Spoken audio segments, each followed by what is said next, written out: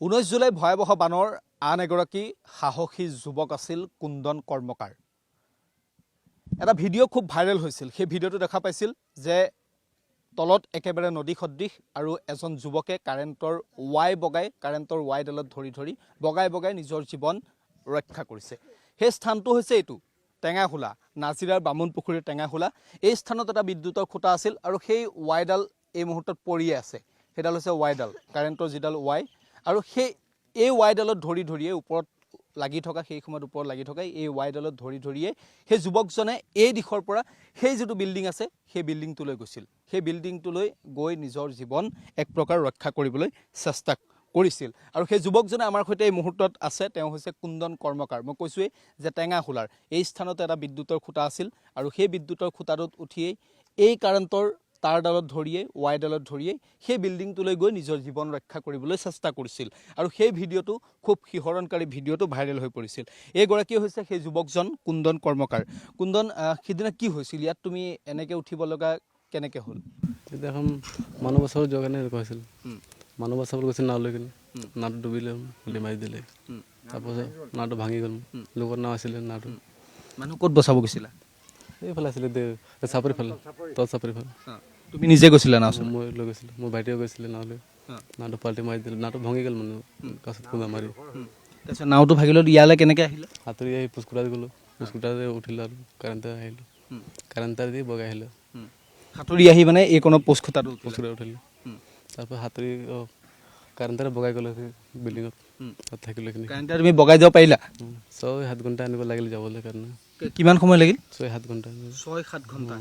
আপুনি ভাবক যে এই স্থানৰ পৰা বিদ্যুতৰ খুঁটাটোত উঠিলে, তেওঁ উঠি বিদ্যুতৰ খুঁটাটো পানীৰ মাজত, পানী সম্পূৰ্ণভাৱে এখন নদী সদৃশ হৈ আছে।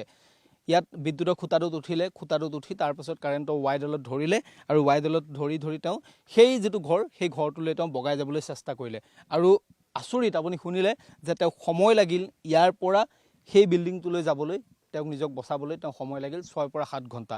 তেওঁ এখন নাও লৈ বানত উঠি থকা মানুহবোৰক বচাবলৈ গৈছিল। আৰু নাওখন যেতিয়া ভাগি গ'ল, নাওখন যেতিয়া দুৰ্ঘটনাগ্ৰস্ত হ'ল, তেতিয়া তেওঁ নিজৰ জীৱন ৰক্ষা কৰিবৰ বাবে সাঁতুৰি আহি বিদ্যুতৰ খুঁটাটোত উঠিছিল। কুন্দন, নাওখন কোনফালে এক্সিডেণ্ট হৈছিল? এইফালে চাপৰি ফালে হ'ল। মানুহ বচাব পাৰিলে নাই? বচালোঁ। মানুহ বচালে। পিছদিনাখন বেলেগ নাও গৈছিলোঁ, বেলেগ নাও লৈ গ'লোঁ, আকৌ মানুহক লৈ আহিলোঁ। তোমাৰ সিদিনা যেতিয়া তুমি বিদ্যুতৰ খুঁটাটো উঠিলা, কাৰেণ্টৰ পষ্টত উঠিলা, তোমাৰ ভয় লগা নাছিল নে তেতিয়া?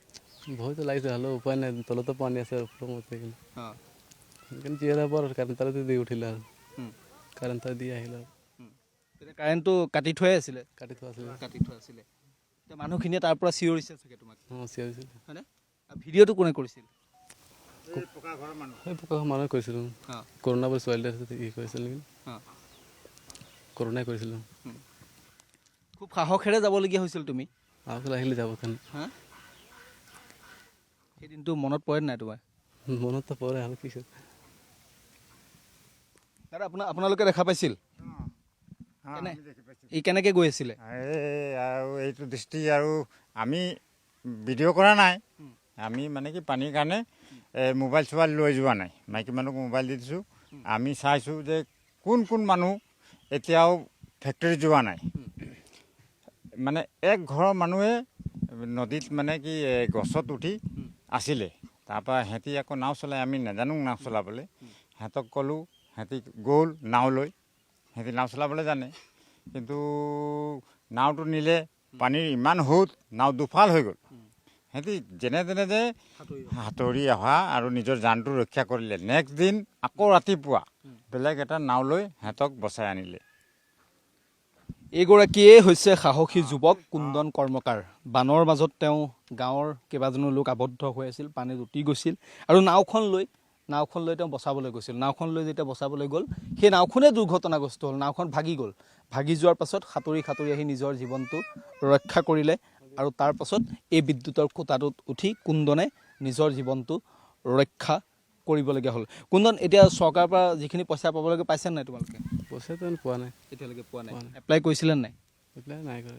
মানে আহিছিল নাই কোনোবা সুধিবলৈ? এনেকুৱা অহা নাই, কোনো অহা নাই। আমি আশা কৰিম যে এই কুন্দন কৰ্মকাৰহঁতৰ দৰে এই সাহসী যুৱকসকলে যিদিনা তেওঁলোকে সাহস দেখুৱাইছিল যদিহে কুন্দন কৰ্মকাৰ মই কালি আৰু 3জন যুৱকক চিনাকি কৰাই দিছোঁ যে অৰ্জুন মানকি অৰুণ মানকি টুনটুন কৰ্মকাৰ তেওঁলোক যদি নাথাকিল হ'লে এই স্থানটোত সিদিনা হয়তো 200-300 মানুহ উটি গ'লহেঁতেন হয়নে দাদা 200-300 মানুহ উটি গ'লহেঁতেন অন্ততঃ এই মানুহখিনিৰ ওপৰত এই সাহসী যোদ্ধাকেইজনৰ ওপৰত চকু পৰক চৰকাৰৰ চকু পৰক শিৱসাগৰ জিলা প্ৰশাসন